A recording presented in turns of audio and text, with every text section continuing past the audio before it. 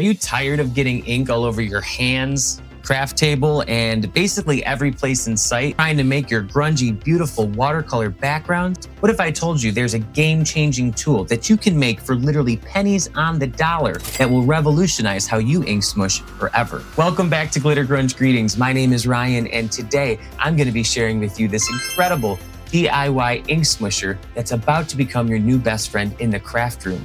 This little invention gives you all the grunge, all the grit, and texture you love with far less mess and a whole lot more control. Before we dive in, I have to give full credit where it's due. This brilliant tool comes from NB Cards, who I believe is the original inventor. I followed her tutorial and I've made several of my own, as you can see, and I'm absolutely obsessed. So I'm going to show you why I think this needs to be in every crafter's toolkit. Here's what you'll need, and I bet you already have everything at home. You're gonna need a Ziploc bag. You're gonna need some paper toweling, some tape, and if you have some, binder clips are very helpful for a couple reasons. I'm going to start here with just my plastic bag. I'm just trimming off the seal because we're not gonna be using that at all. Once you've cut off the seal of your bag, we're going to fold it in half and then fold it in half again, create a quarter fold. And this is where the binder clips come in handy. I'm just going to use a clip on both of these sides here, just to help keep the plastic in position. If you want a relatively symmetrical circle, you may want to consider securing your plastic bag before you cut it. I'm going to start at the corner. We're just eyeballing it. This may turn out a little wonky. Just get a rough circle. And this is going to be the base and the handle of our ink smusher. The next thing we're going to grab is some paper toweling. You can use a ton of different things, including newspaper, toilet paper, Kleenex, cotton balls. All those things would be sufficient substitute. I'm actually going to use a full size, even though these are the select size. I want to keep it in a square. This will help me at least maintain some of the symmetry. I'm going to start off by folding in the corners all the way around, just like that. And then I'm going to go ahead and do it another time. And I'm just bringing the corners to the middle. This is going to help me create more of a flatter surface. Now at this point, if I want to secure it with some tape, just so it doesn't become unraveled, I'm going to go one more time and I should have some tape ready. I just am using some masking tape. Clear tape works just as well. I just happen to have this on hand. So I've done that twice. I'm going to go one more time. And this time we're just going to sort of bring in all of the sides together, almost like you're making a dumpling. So I'm going to go ahead and do that one more time. Fold in all of my corners. And I like to try to work as neat as possible. I might as well just secure it with a piece of tape. All that hard work, don't want it to become undone. And I'm just repeating the same steps we did with the first one, making sure that that inner bundle is staying put and secure. And then we can come in and just clean up our edges. If you wanted to use this with colored tape or something a little bit more decorative, you could make this really aesthetically pleasing tool. I'm not going to worry too much about what it looks like as long as it gets the job done. There we have, that's our little bundle of joy. Now we're just going to grab a piece of our freezer bag that we just cut, and I'm going to pop that in the middle. I'm going to take a little bit of tape runner. If you're a card maker, I'm sure you have your fair share of tape runners. I'm just going to put a little bit in the center there. This is going to secure my paper towel in place while I'm folding up the sides of the Ziploc bag. And I'm doing the same sort of technique. I'm starting with the corners and I'm just lifting up, trying to keep it as tight as possible, almost like you're making a little purse. And then at the end, I just sort of give it a nice pull, give it some tension. The Tim Holtz mixed medium mat is going to help me out. Love this thing, very versatile. This way it's not going to scoot all around my table. Once I have my top of the plastic cinched up at the top, we want it all bunched up nice and tight. I'm going to take some tape. There we go. This isn't going to win any beauty pageants, but it's definitely going to function. This could be where you stop if that's good enough for you. I'm a little extra, so I'm going to go in with one more piece of tape. And then the finishing touch, as I said, if you have a binder clip, go right ahead and pop that over the top of it. This is going to act as a little bit of a handle and just a little extra secure clamp to make sure it doesn't fall apart on you over time.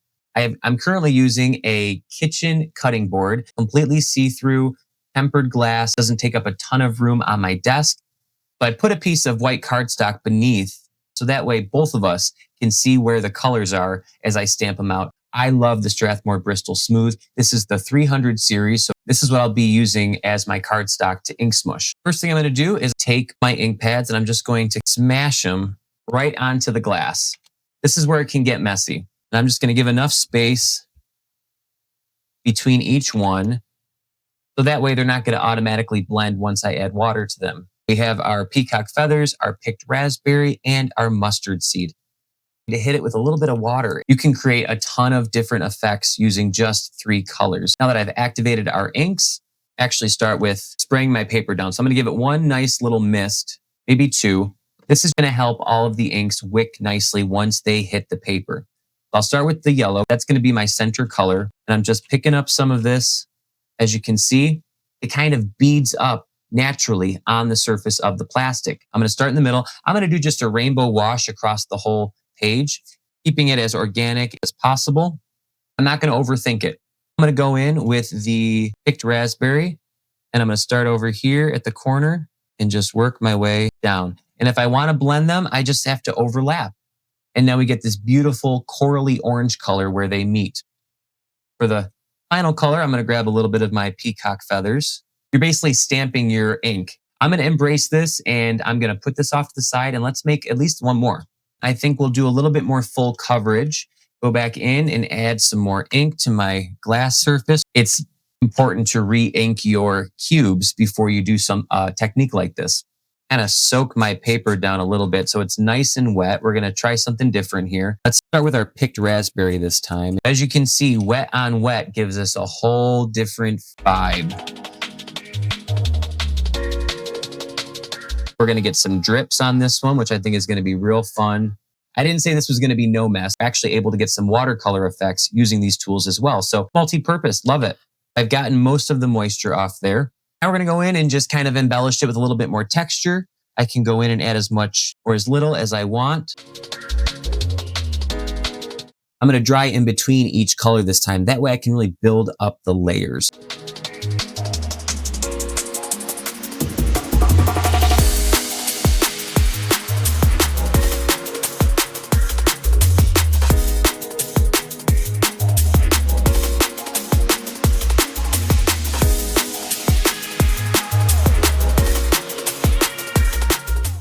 This has a metric crap ton of texture and grittiness to it. And I just love the full page of the rainbow. For this last one here, I'm going to start right at the corner. That's a nice soft blend. I'm going to go back in and we're going to add some more water to it. I'm just going to keep layering this up. But I think the more water I add, it's just going to help control depth.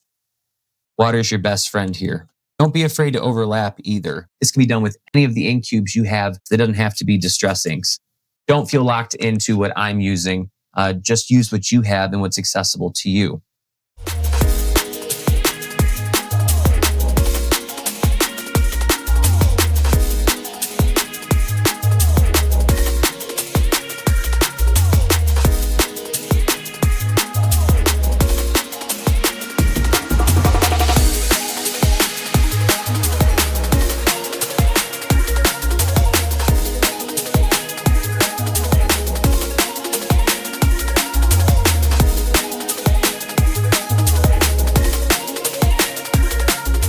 That I think is actually my favorite. And it turned out to be the one I was not even going to do. Let me clean up here and let's go over everything that we've done using these amazing little tools. I'm sorry, I said I was going to be done and look at me. I'm just here making a whole nother one. I had to use up the inks and I'm not going to put any more on my glass mat. So I have to control myself. All right, now it's officially time to clean up. Hit them with a little bit of water, give them a good rub down and they're good to go. This is actually a wooden dish rack.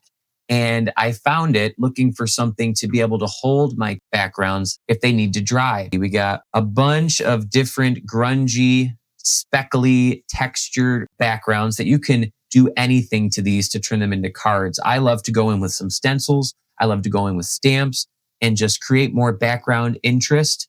This video is long enough, so I think I will wait to do that in another video. Here's a finished card of an example I did, turning these backgrounds into a full card front with very little supplies. I really hope this tool becomes as game-changing for you as it has been for me. I'm just in love with the amount of controlled chaos I can achieve with a reduced mess and more consistent results. It's exactly what I've been looking for to help with my grungy backgrounds. But here's the thing, choosing your distress ink colors can make or break your card project. If you want to see where I explain the importance of swatching out whatever ink cubes you have, you absolutely have to check out that video. It just helps me pick color palettes so much more easily, and I'm never hunting for that perfect color again. Remember, stay creative, stay authentic, and I'll see you in the next one.